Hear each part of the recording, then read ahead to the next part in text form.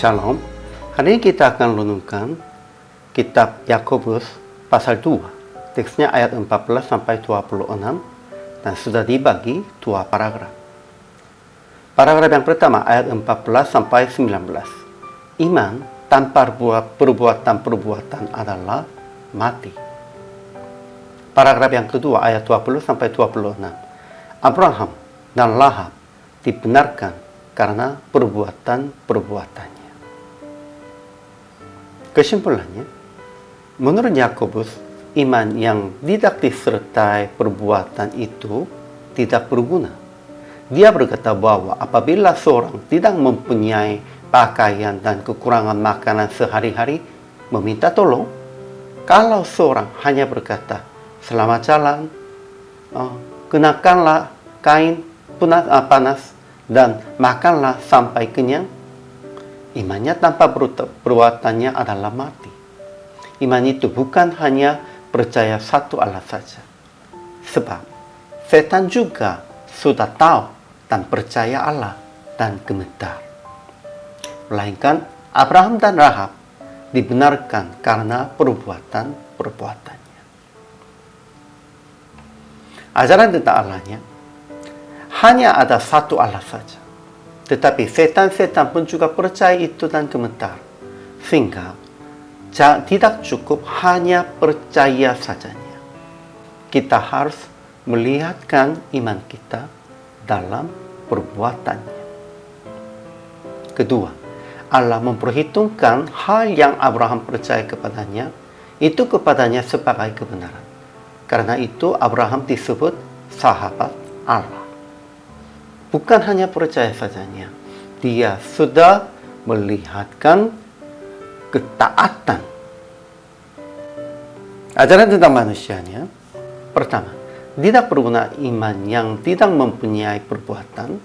Apabila seorang tidak mempunyai pakaian dan kekurangan makanan sehari-hari, mau minta tolong. Kalau seorang berkata, selamat jalan, kenakanlah kain panas, dan makanlah sampai kenyang, tetapi ia tidak memberi kepadanya apa yang perlu bagi tubuhnya, apakah gunanya itu? Iman itu pada hakikatnya adalah mati. Iman tanpa perbuatan-perbuatan adalah mati. Kedua, Abraham dibenarkan karena perbuatan-perbuatannya ketika ia mempersembahkan Ishak, anaknya, di atas mezbah. Iman bekerja sama dengan perbuatan-perbuatan, dan oleh perbuatan-perbuatan itu iman menjadi sempurna. Ketiga, Lahab, pelacur itu dibenarkan karena perbuatan-perbuatannya ketika ia menyembunyikan pengintai yang disuruh itu di dalam rumahnya, lalu menolong mereka lolos melalui jalan yang lain. Semua iman kita bisa dijelaskan dalam perbuatan. Jadi, aplikasi hari ini, pertama, melihatkan iman Anda dengan menolong seorang yang kurang makanan, yang kurang keperluan sehari-hari.